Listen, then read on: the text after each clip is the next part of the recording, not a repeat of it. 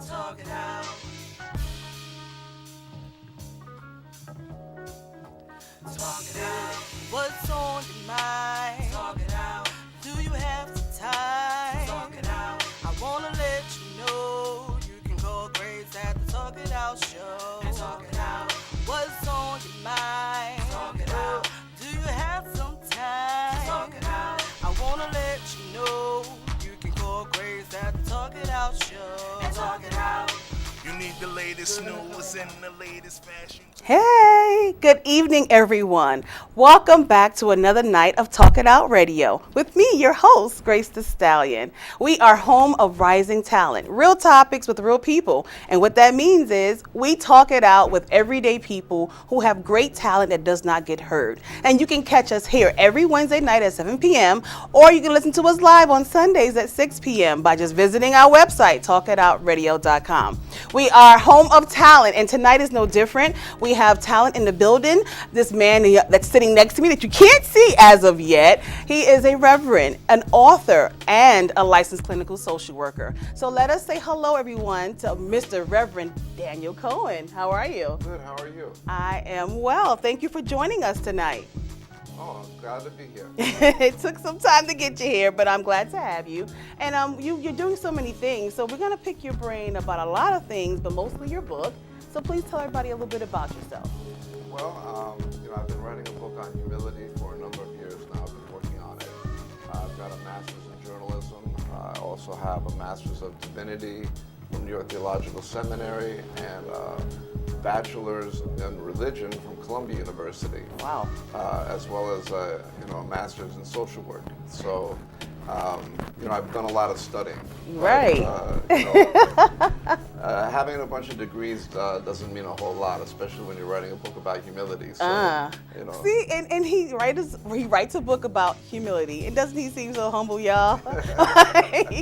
We're definitely going to get to know a little bit more about Mr. Cohen tonight. So I want to jump in about your book because I read a few pieces of it, and I was already enjoying the book, but I want to pick your brain a little bit about the book. So the title of the book is "It's Not All About You."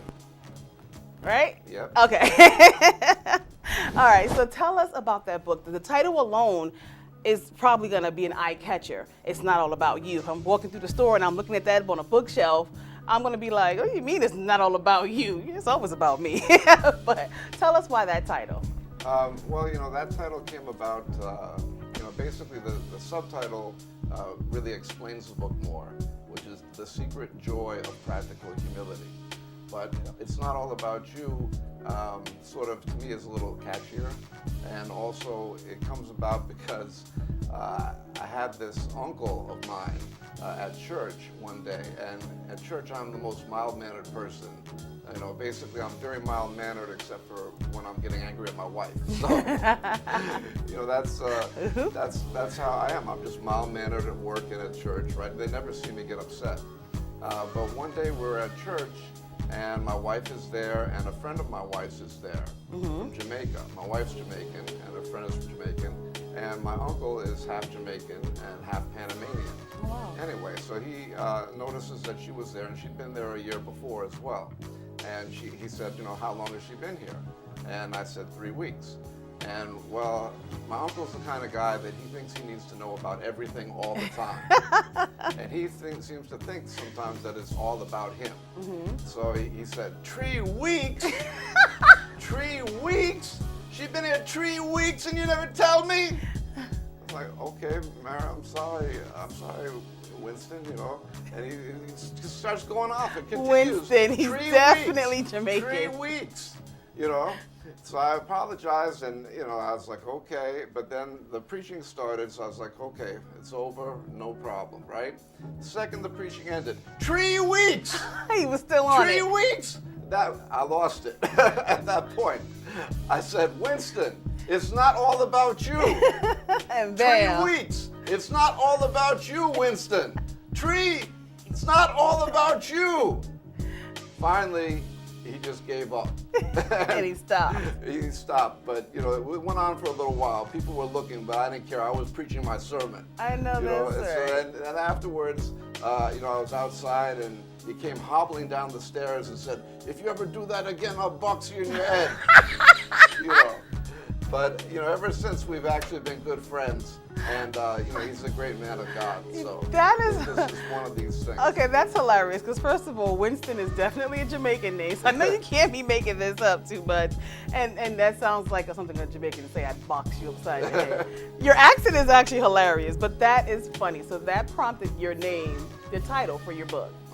Interesting. It's not all about you. So tell us a little bit about It's Not All About You. Well, basically, studying humility, reading about it, and writing about it and preaching about it for, like I said, almost a decade, I came to see that there were sort of many different paths to humility, and that all these paths kind of come into three main areas. And the first area is what I call traditional humility, which is what this book is all about. And the second area is accepting everything that you don't like about life. And the third thing is being thankful for everything you do like about life. And those will mostly be in other books. But the traditional humility is about basically three different things. It's really about putting yourself in perspective. And the first thing is not thinking too highly of yourself. And the second thing is not thinking too low of yourself or too little of yourself. Because humility is not about having a negative attitude towards yourself, right? You don't have to be somebody's doormat. And this is one of the myths about humility that makes it have a bad connotation with some people.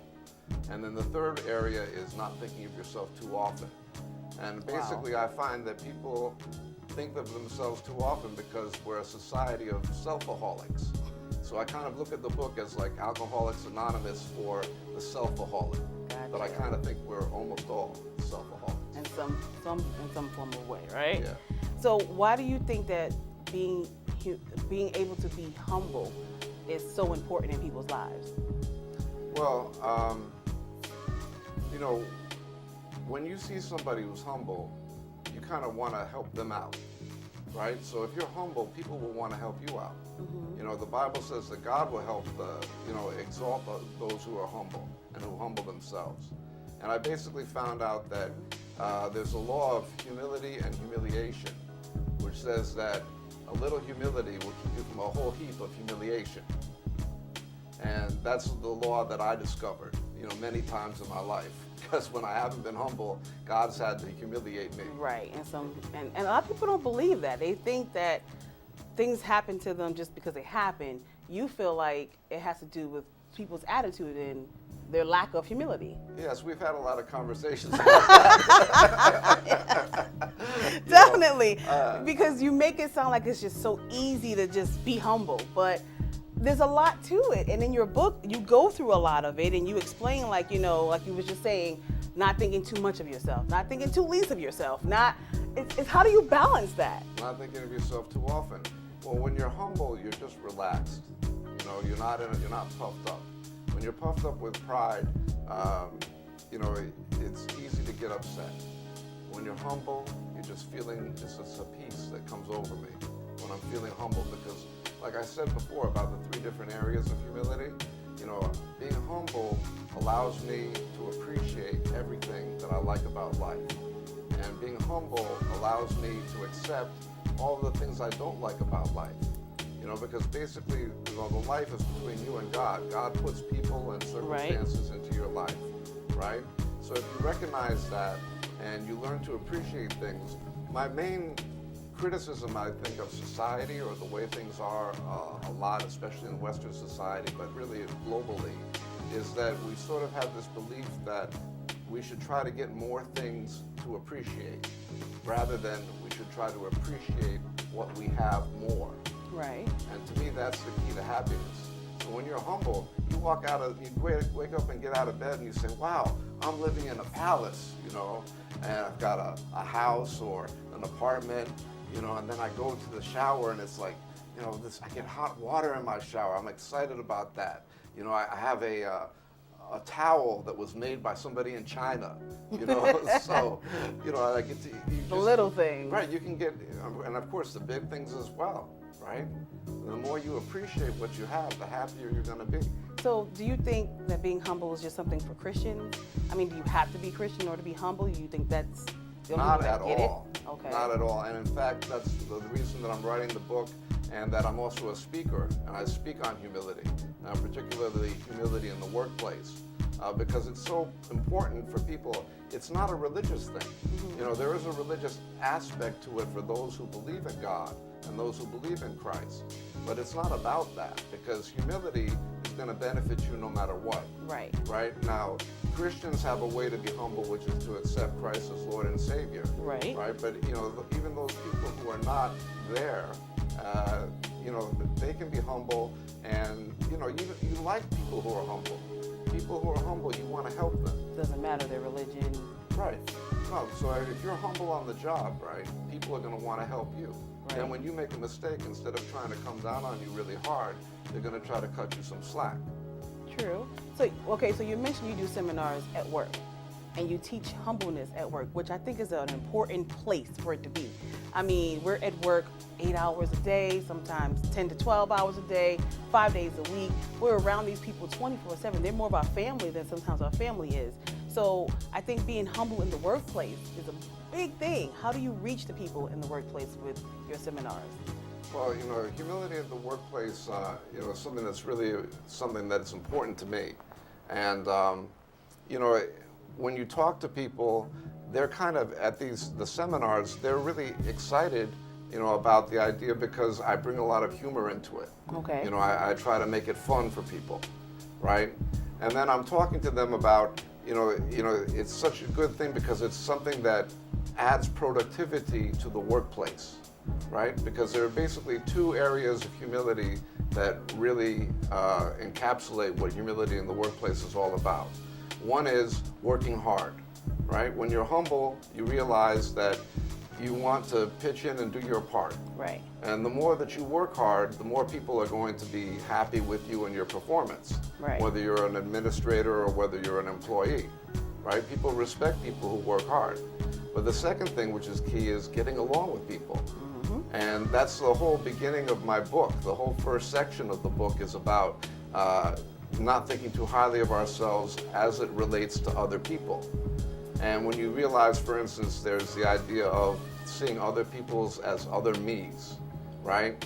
Which is basically you recognize maybe your boss is giving you a hard time, but you recognize that if you had been in his shoes or her shoes and had gone through everything they'd gone through and had their DNA, then in all likelihood you would be doing the same thing as they're doing to you. It's funny you mentioned that part, because that's the part that stuck out to me most in the book. It's like, that hit home is you're saying, and I want you to read that when we come back from break, but I want you guys to like grasp the concept of those words.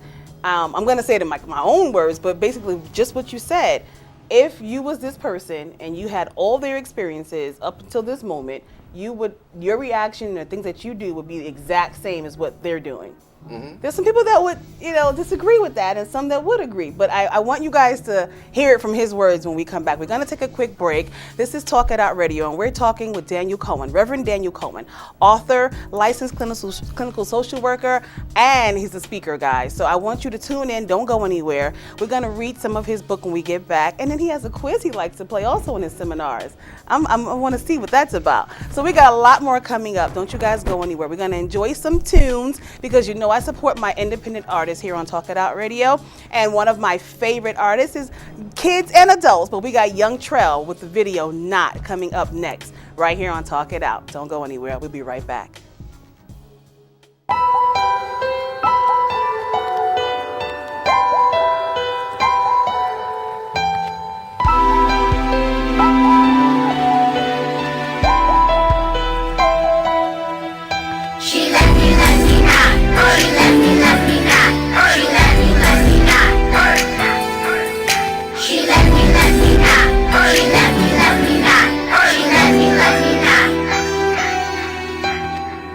You like my haircut?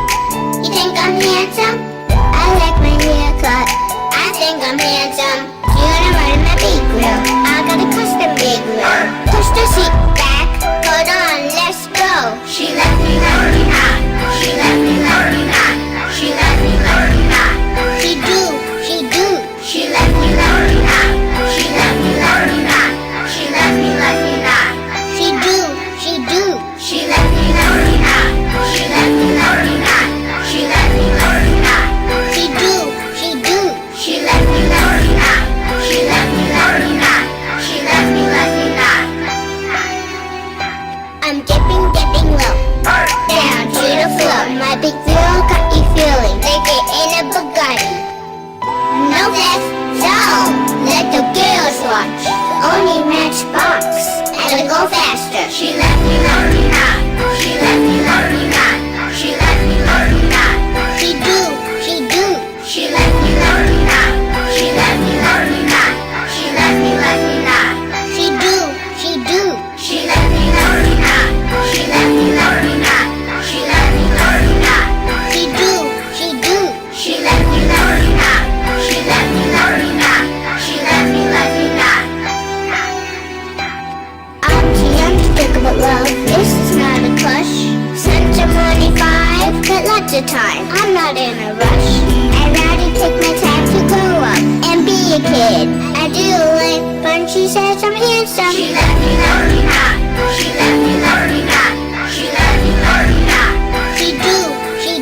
She left me, love me not. She left me, love me not. She left me, love me not. She do. She left me, love me not. She left me, love me not. She left me, love me not. She do. She left me, love me not. She left me, love me not. She left me, love me not.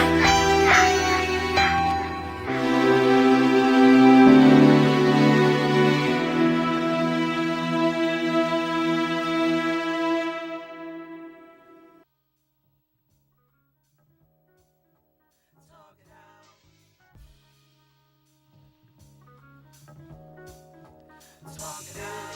What's on your mind? Talk it out. Do you have some time? Talk it out. I wanna let you know you can call Grace at the Talk It Out show. And talk it out. What's on your mind? Talk it out. We are back. You guys are still tuning in to Talk It Out with me, your host, Grace the Stallion. I hope you enjoyed that video from young Trell Knott. He is awesome, guys. You can always follow him on all social media if you want to see more of young Trell.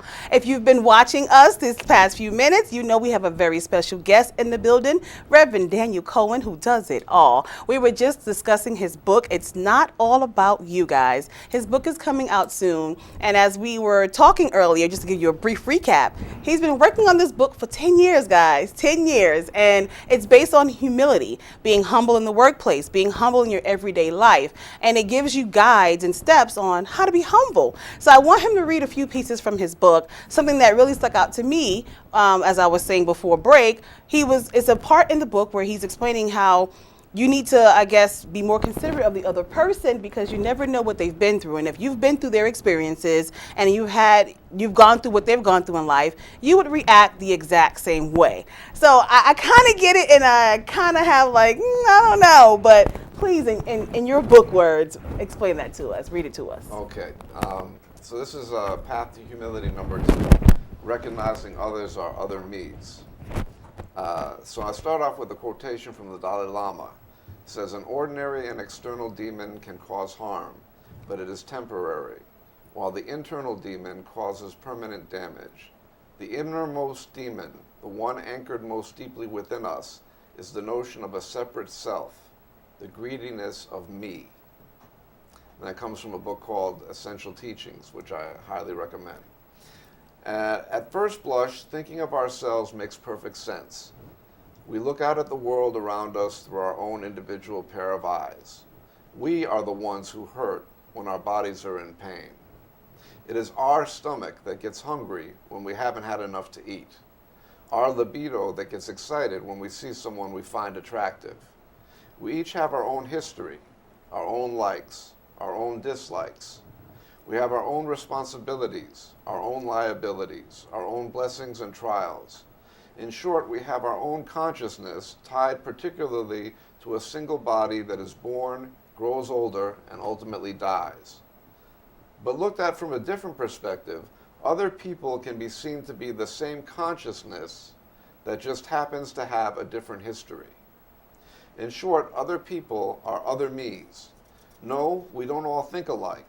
And part of putting yourself in perspective is recognizing and respecting other people's differences. Right. For not only have we each been shaped by our own unique histories on planet Earth, we come to life with different genetic capabilities. When you think about someone whose behavior offends you, remember that, like it or not, if you had been given the same DNA, had the exact same upbringing, and experienced everything they had experienced up to this point as a result of their behavior, you too would, in all likelihood, I'm not going to make this a certainty, but in all likelihood, be making the same bad choices they are making.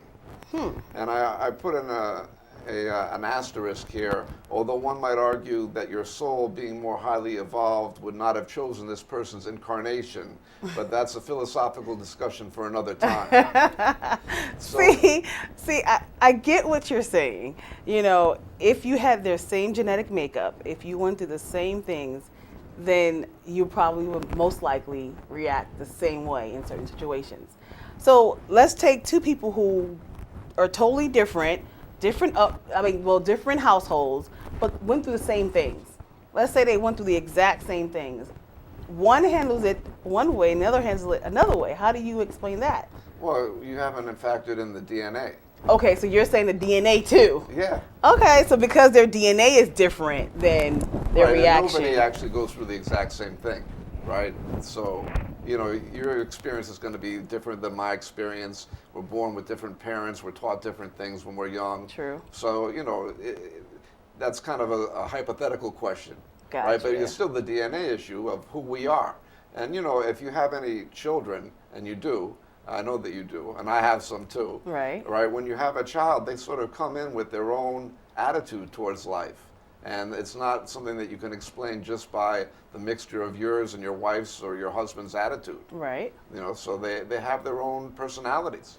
I guess when you break it down, I understand it more. Reading it, I was just like, maybe, no, I don't know. Like, No, but it's a way to take the edge off things. Right. Right? I mean, and that's a lot of what humility is about. It's taking the edge off of things. absolutely. Not feeling like we have to stand up for ourselves.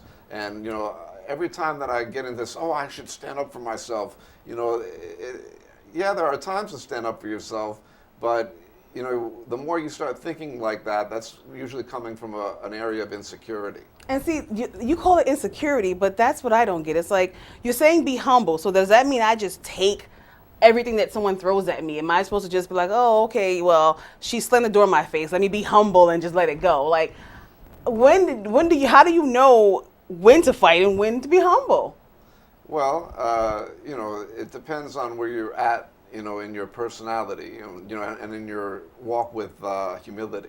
So, you know, if you're really humble, then something someone else does won't bother you so much. So you don't even have to, you know, feel any need to get back at them. And I know that some people, you know, do have issues with trying to get back at people for what they've done to them, but they're not realizing that they're just creating more problems for themselves.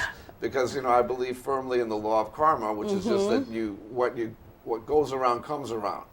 You know, and if you choose to get back at somebody, you know, the Bible also says, and there's a song that says, you know, if I hold my peace and let the Lord fight my battles. You know, and the Bible says vengeance is the Lord's, not ours. So, you know, suppose you did something lousy to me, like you threw this in my face. Right. Right? If I didn't respond, and then I wouldn't be creating any bad karma for myself. Right? But no, wait a minute. Now, that doesn't mean that there's not a time to appropriately respond to things. Because, you know, you being humble doesn't mean that you have to be a doormat. Exactly. And that's where I think it gets confusing. It's like somebody throws something in my face. Humility goes out the window. On most people, it would go out the window. Nobody is going to think of, well, let me be humble so I don't get bad karma. No, you're going to think of, let me rip this person's face apart. You're not thinking humbly. Well, I wouldn't go straight to rip this person's face apart, right? If you throw a hot coffee in my face. Well, it's not hot, so that's But, you know, there are people, right, who, especially when they're on alcohol, get into a lot of assaults, right? So people react on different levels. You know, something that somebody might do to me might cause me to yell at them. You know, that's one level, right? And somebody else might get violent, and that's another level.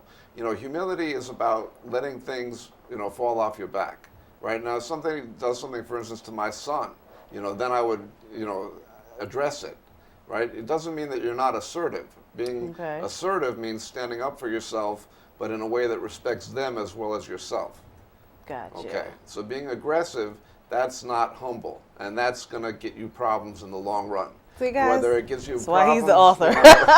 whether it gives you problems in that exact circumstance or not, eventually the universe will sort of pay you back. Gotcha. So at these seminars that you do, what is the feedback that you get from the employees that you talk to?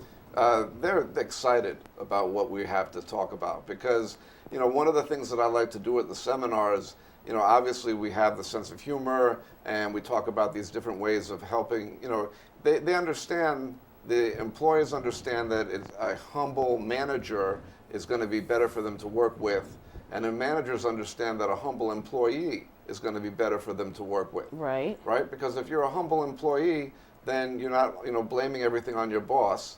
And also, if there's a humble workplace, people aren't calling out sick all the time.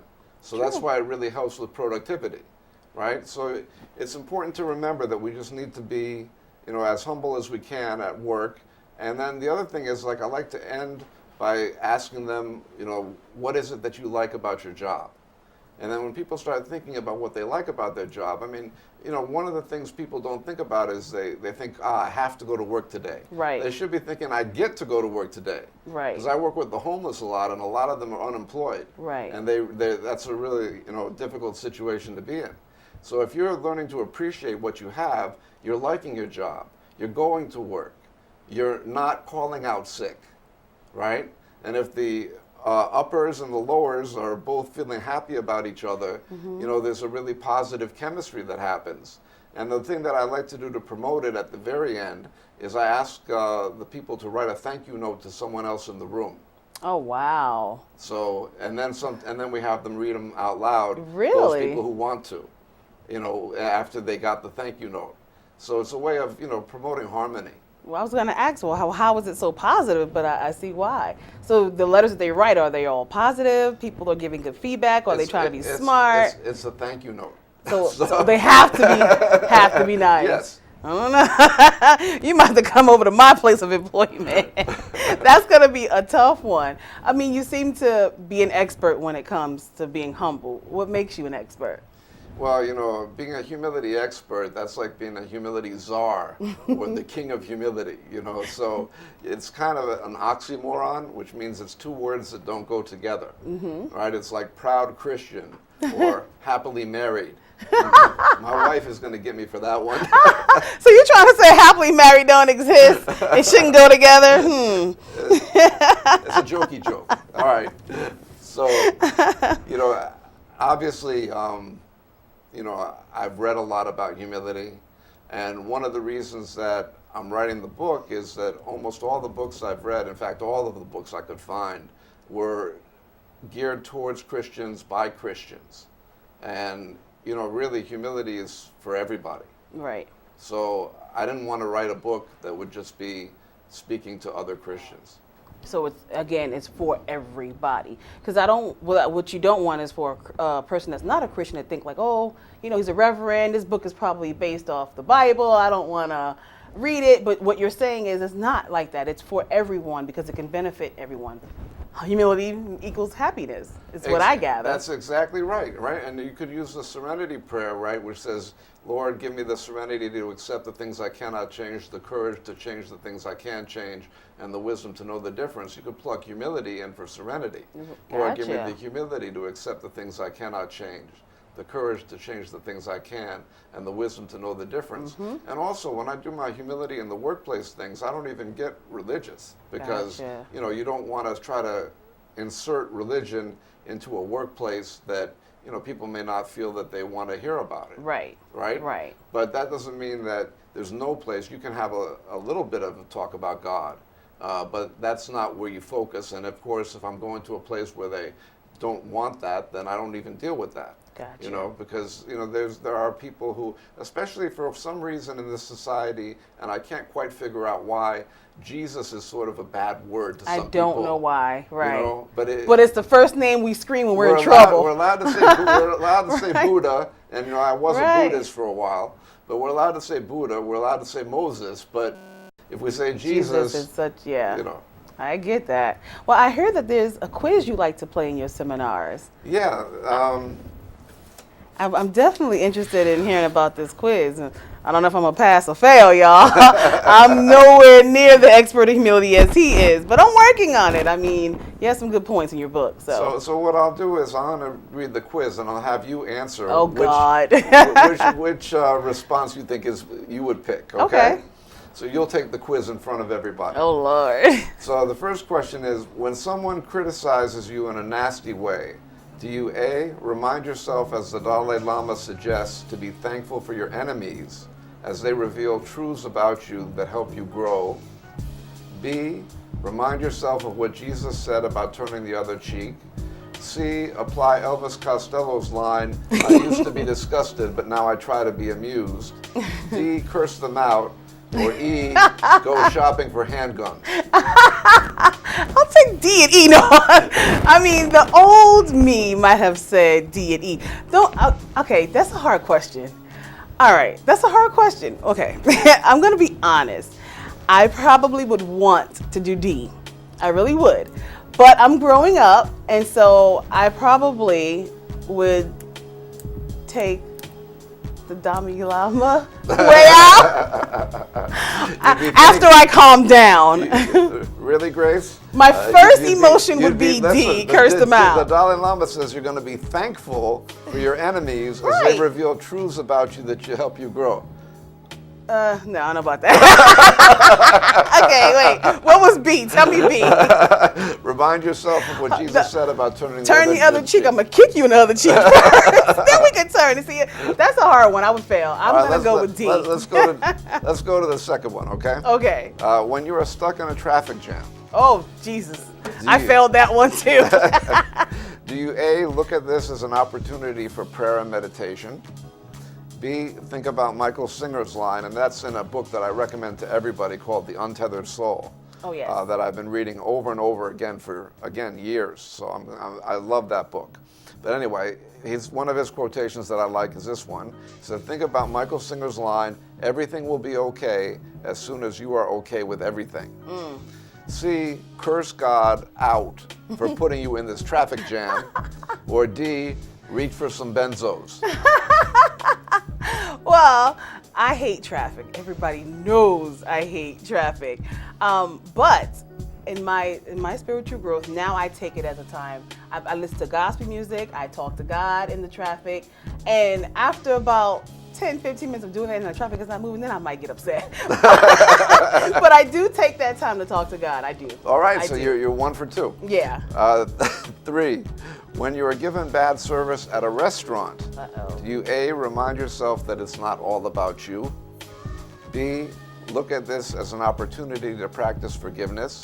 C, curse out the waiter?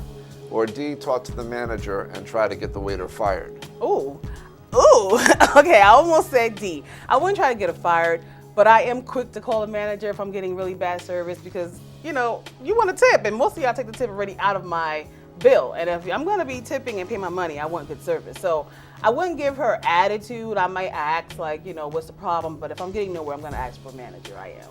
Okay, well, there are appropriate times when that's appropriate, right? There are times when appropriate times when that's appropriate. That's there are times when that's appropriate. Yes, I wouldn't curse because I used to be a waitress and I know how it gets busy and crazy. And I put myself in their shoes sometimes. I do. For instance, a really assertive way to deal with somebody who's giving you bad service is to say to them, I could tell your manager, but I'm not going to do that. But really, you haven't been the best server to me. I'll talk to them And that would be assertive, and that would help the person realize that they're not necessarily doing things the way they should do. Yeah, I'm like, and again, I see that you're doesn't busy. mean that you I'm have trying to be patient, but yeah. Okay. You got to do better. And then if it doesn't get better, I'm like, can I see a manager, please? So I take it to levels. I don't have much patience, but I do go to levels. And then if all that fails, I'm letting you have it. I'm just saying. Okay, number 4, when your boss gets on your last nerve, do you A, remind yourself that he or she is only human too? This kind of goes with the people being other me's, right? Mm-hmm. B, look at the positive things your boss does. C, go to HR and try to get them canned. Or D, call your local hitman.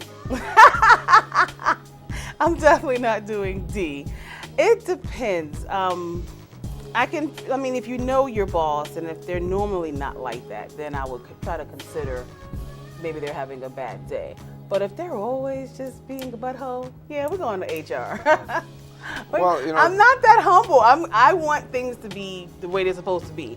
If I'm not going to do it, I'm not going to accept it. So, yeah, I'm going to say something. Well, it's interesting because I've had experiences with bad bosses before, and it's not pleasant. Right. But the last boss, who was a little bit bad, I actually wrote something to him and read it to him out loud. Oh, wow. Just me and him in the office. And it turned out to actually have a really good effect.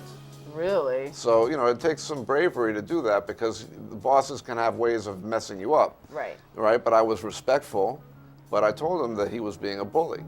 Oh, wow. And You at didn't the get fired? at the time he didn't, accept it right away, but, after a while he thanked me.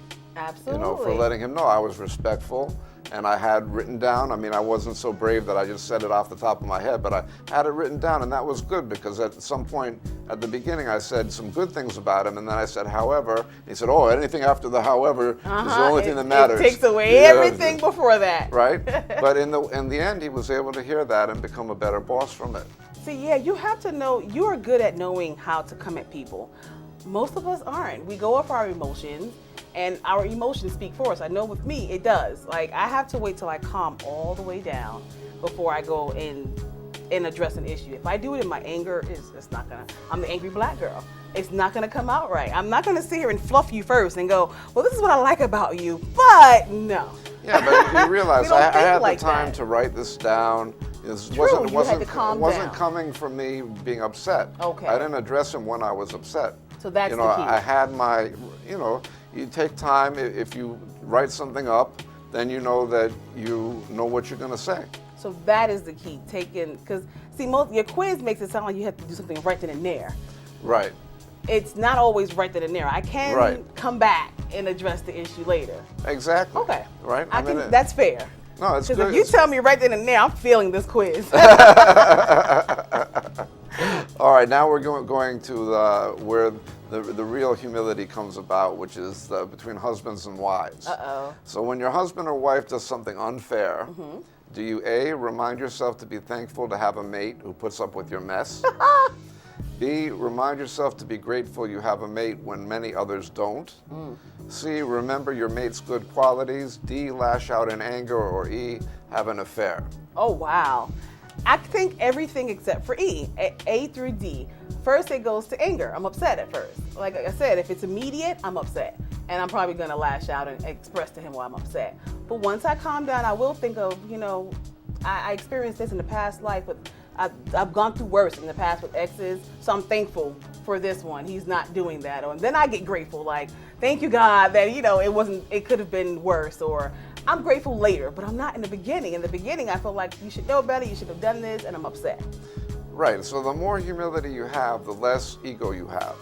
And the less ego you have, the less upset or offended you're going to be, right? And also, you can know yourself and realize, well, I'm going to use some of my, skills at coping to deal with this. So my coping skill could be to count to 10. My coping skill could be to take a walk. But, if you recognize that you're going to not respond appropriately, what you do is you take a break. That's interesting. We're going to take a break on that one. He got me stumped. Because it's true, but it's so hard to remember these things when you're in the heat of the moment. But you're absolutely correct. Guys, we have been having a great talk here with Reverend Daniel Cohen here on Talk It Out Radio. We're going to take another quick break because I have another awesome music video for you guys. The Mako Girls, some of my favorite teens, they're in Atlanta, and they're doing music worldwide. And that's the song we're going to hear right now. It's Mako Girls Worldwide, right here on Talk It Out. This is Grace the Stallion, and we'll be right back.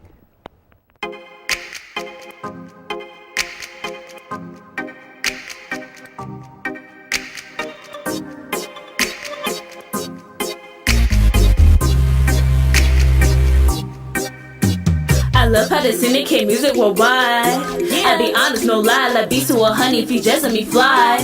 If you don't let me fly, I'm just gonna keep coming back till you realize. Hello, I'm a beast in the skies. I'm young and I'm able. I'm fresh and so stable. My cards on the table, that world push fly. Look, what's up with with ya. It's been a while since I've been up in the cup with ya. I ain't done my time, if I see my style, and there ain't no rubbish or Barbados, I'm loving ya. No, it's so hard, I'm just trying to keep up with ya. Jamaica with the quad, turn up the team, you know it's big ups to ya. Gonna get your block poppin', your city rockin'. If you're rollin' with me, then you know what I mean. Take me away, away, away. I wish I could stay all day. We wild in this. I'm running like a beast, but a pretty bop. And a slow release, I'ma get it got. Houston to Detroit, they cater to the Bay. Maybe to the Harlem, hold up, think I'm not coming to your city block. Bump loud, but never see me stop. Bass pound, shake ground from that drizzy drop. I like that sound from that busy box. Just know I'm round when that beat knock ya. And if you ain't feeling the young, you know front and be stuntin', just say you not. It's hard to be hated when your status change, man, we spreading like paper clouds. I bop on the daily, no blessings, I wait me, no time to be faking, nah. So bop with me, baby, I promise, I slay it, I promise, let me say it now. Poppin', your city rockin', if you're rollin' with me, then you know what I mean. Take me away, away, away. I wish I could stay all day. We wild in this thing, yeah, we wild in this thing. My lyrics take a taser, middle shot. My type as a razor, middle chop. Kinda heavy labor, never stop. On my best behavior, cream of prop. Make the city rock, DC, the Mississippi rock. St. Luke, yeah, you take it to the top. Long Beach to Queens, yeah, what I mean? Me and my team will make the city rock. In the city hot. Ain't got no time for beef, petty stop. Be on my grind like it's about to drop. Though all the time, I know it's really not. It's about these vibes, but I love a lot. If love's a crime, gonna call the cops. I'm in my prime, so be on the watch. Be in your town, be the day block. Gonna get like boom, poppin', your city rockin'. If you're rollin' with me, then you know what I mean. Take me away, away, away. I wish I could stay all day. We wild in this thing. Your city rockin'. If you're rollin' with me, then you know what I mean. Take me away, away, away. I wish I could stay all day. We wild in this thing, yeah. We wild in this thing. We wild in this thing, yeah. You're hearing me. We wild in this thing. We wild in this thing. We are back. You guys are still tuning in to Talk It Out TV. You just heard the Mako Girls worldwide. Shout out to the Mako Girls. I love those ladies. And if you've been watching us, you know we have Reverend Daniel Cohen in the building talking to us about his book, It's Not All About You. And I don't know about y'all, but I've gotten some good stuff today. And I've read some parts of this book, but it's always good to have a refresher. You can't ever read it enough. I mean, being humble is an everyday practice, I guess I could say, because I'm not perfect at it, nowhere near Daniel at all. But we were reading some of, or we're actually taking his quiz, and I'm enjoying this quiz so far. I'm failing, guys. I'm failing it lovely, but we're going to keep on going because I'm learning. So what's the next one you got for us? Okay, number 6 is when you wake up in the morning and get ready for work, are you A, grateful that you have a job when there are others who don't? B, eager to share your love with the clients and coworkers you have the opportunity to work with? C, upset that you have to go to work instead of having your own reality show like the Kardashians? Or D, counting the days until retirement? Oh my gosh. So because of what I do, I'm going to have to go with C. I'm upset that I don't have my own show. Well, I do have my own show, but not as many viewers as the Kardashians. I am not a 9-to-5er. I love what I do, and until I can do this full time and live off of it, yeah, I'm going to wake up. I'm miserable going to work every day. I'm like, no. It's only a matter of time. See, I'm failing, guys. I'm failing. Nowhere near humble. Go ahead. Okay. 7, when there's someone in your life you don't like, the best thing to do about it is A, pray for them. B, look for opportunities to show them kindness. C, look for opportunities to make them look bad. Or D, say bad things about them behind their back. I don't think I'm doing any of that. I'm probably trying to find ways to trip her and make her fall. No, I'm not praying for my enemy. I should. I'm not talking behind their back. That's just not who I am. I'm going to do it to your face. I'm not looking for ways to make you look bad because I think your karma's going to take care of that. But I don't know. I just don't like you. I'm just not going to say anything to you. You don't exist to me. You just don't exist to me. Okay. Yeah. Well, that's fair.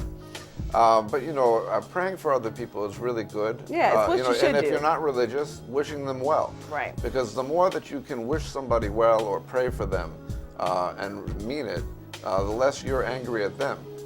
Because really when it comes down to it, there's a saying that hating somebody else is like drinking poison and expecting them to get sick. Right. Or Alcoholics Anonymous says, pissing on yourself and expecting them to get wet. Anyway. Yeah, I just, they don't exist to me. I just don't think about them unless they're bothering me. But yeah. All right. What's our next one? Okay. 8. When someone gets promoted ahead of you, your response is A, to be glad for them, knowing that what God can do for them, He can do for you. B, file a grievance, or C, throw darts at their picture. The person I am now, A. I know I get my blessings by waiting my turn. I'm not gonna be like, I might be a little hurt, like, oh my gosh, I thought that was gonna be me, but I'm not gonna be upset with them. That's great, because patience is really a big Right. key to humility as well. That one, I got one, guys. People are always talking about being upset because they're tired of waiting patiently. Right. What they really mean is they're tired of waiting impatiently. Right. Because when you're feeling patient, you're just relaxed. You just relax. Right. Absolutely. Number 9, this is the last one. Okay. When you compare yourself to others, do you A, wish you had as much as people who have a little more than you have? B, wish you had your own reality show? Or C, thank God that you have more than some who have less than you? Yeah. Again, the person I am now, I don't compare myself. I never really did. I don't compare myself to anybody. I do like, I like other people's success, and it makes me happy, but at the same time it makes me go harder for myself as well. So I'm not jealous, but I don't know. I don't look down on their success. I'm waiting for my own. I'll put it that way. I'm waiting for my own. Yeah. See, I got the last two. I like that. Okay, great quiz. So I just had a few more questions before we let you go and get up out of here. Does writing a book like this have any drawbacks? Yes.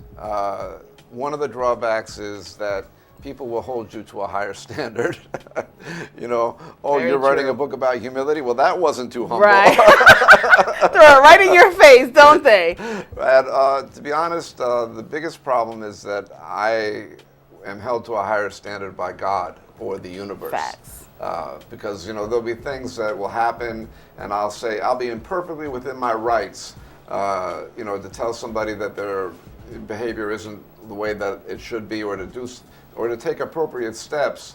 But at the same time, if I do something and I'm doing it out of me trying to get back at them, then I'll be convicted in my spirit, and I won't feel good for maybe a day or two. Oh, wow. So then I have to correct it and realize, okay, God, if you want me to do this and show humility, then I will have to do that. Practice what you preach. Amen. I get that. Okay, so I want you to tell me really quickly, name someone you think is really humble and someone you think has no humility at all. Oh, I'm going to get in big trouble with this one. So, somebody who's really humble, I would say that the Dalai Lama comes to mind. Okay. He's somebody who's humble.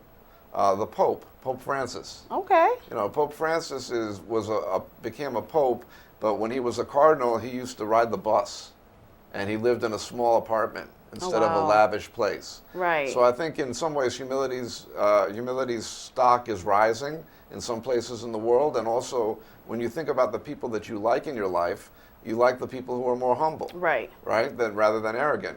Now the other thing is a tricky thing because it has to do with a president. Donald Trump, right? That was mine. Now, I realized as I was writing the book that, I had started to put something in about him not being humble.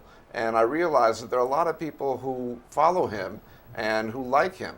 And, I also realized that one of the paths to humility is not thinking that your own political beliefs are better than someone else's. True. So, I would say that even his followers don't follow him and like him because of his humility. Mm-hmm. So I would say that he's sort of an example of somebody who's not too humble, and it causes a lot of anger and division in the country. And the words that you just came out of your mouth is my next question. Do you think America, with a president like that, is ready for a book like this, is ready for humility? Well, that's precisely why. we're ready for a book on humility, because you see what's going on in the country. There's more anger, there's more fighting between people. And again, I'm not going to say that if you believe that Donald Trump is a good president, that you're wrong.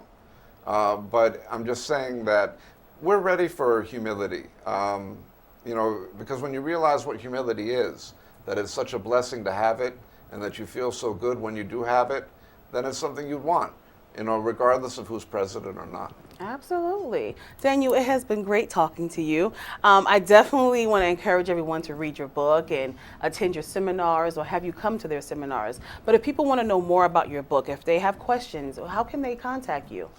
They could reach me at my email address. It's Daniel, Daniel, .Cohen, Cohen, Okay. 62 @gmail.com. Okay. Daniel.Cohen62@gmail.com. Got it. All right. So, guys, you heard it first from Mr. Daniel Cohen right here.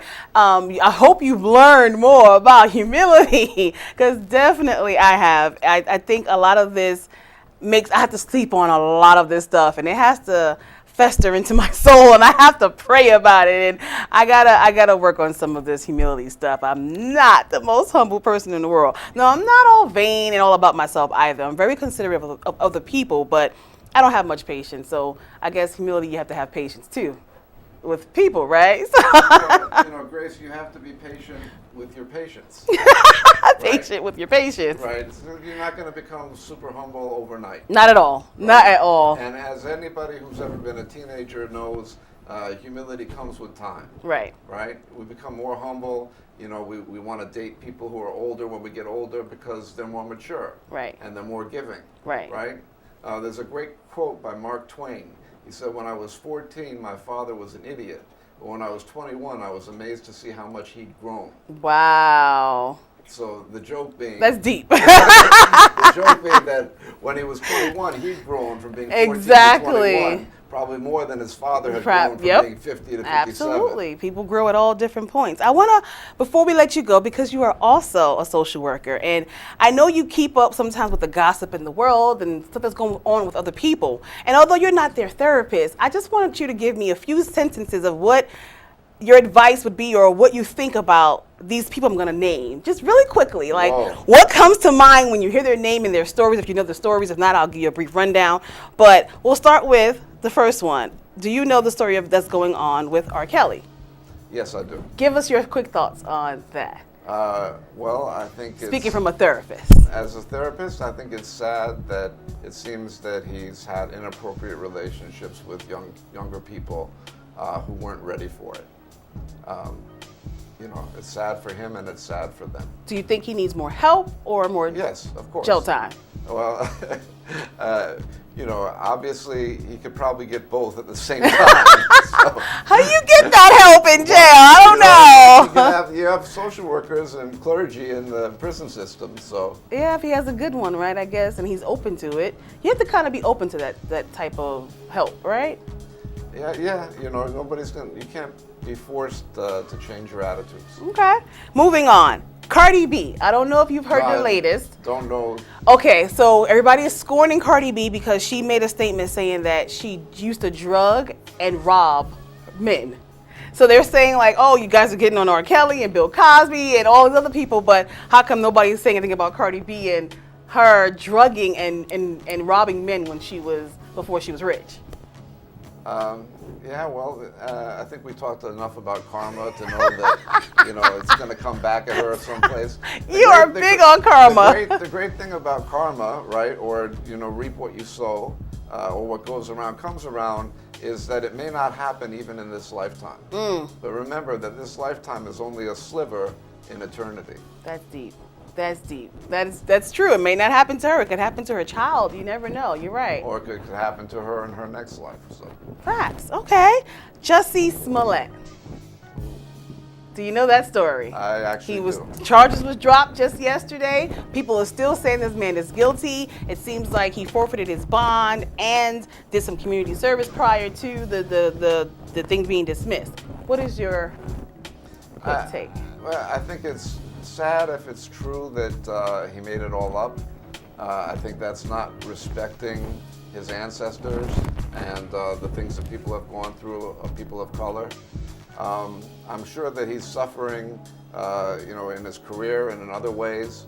So I'm not so certain that it is important that he gets jail time. What if he didn't do this for real though? What if he? Because If it really it's happened? funny to me that they just tossed this thing out when they were going all this hoorah about all the evidence they had, and now it's just like, oh, it's dismissed. We're satisfied with him forfeiting 10 grand, which is nothing to him. I mean. Okay, so you're wondering maybe he really didn't do it. Right. Maybe My take this is really happened to him. I really think it Right? happened to him. And this goes to one of my paths to humility, which is recognizing how little we truly know, right? Right. Because ultimately, we don't know. And when you Absolutely. recognize that, you say, well, that however it falls, that's how it falls. But, Okay. I think we have this conceit that we know things that we really don't know. Okay. Lastly, Wendy Williams. Everybody knows she's queen of airing out everybody's dirt.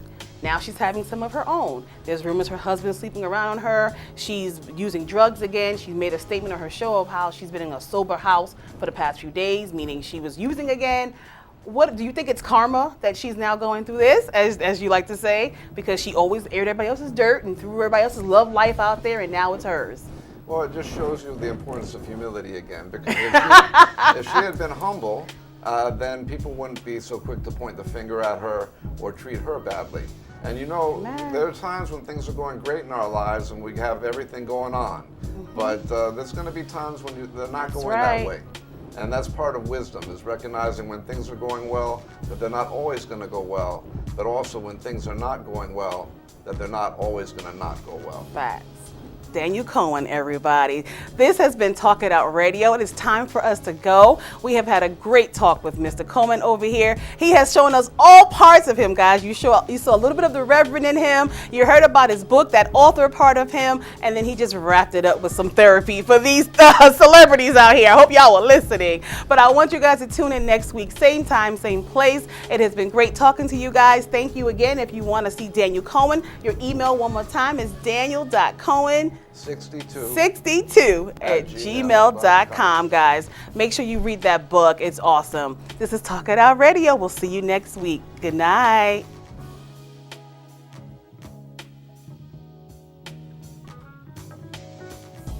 Talk it out.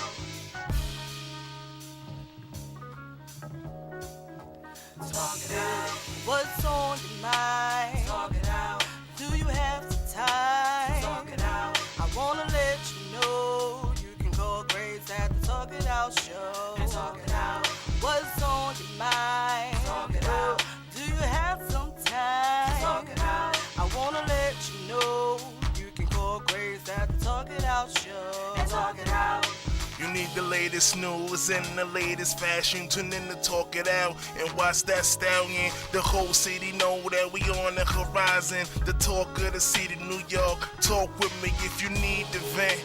Or if your rent spent, things don't make no sense. And life getting too tense, put your troubles on hold. If you sip or you roll, whatever I suppose. Turn on the radio. You with the queen whose voice is gold. She thick in the waist, don't let him in the waist. This shows a fine taste with design by Grace. And we won't stop until we heard in 50 states. Talk it out, talk it out, talk it out, talk it out. What's on your mind? Talk it out. Do you have the time? Talk it out. I wanna let you know you can call Grace at the Talk It Out show. And talk it out. What's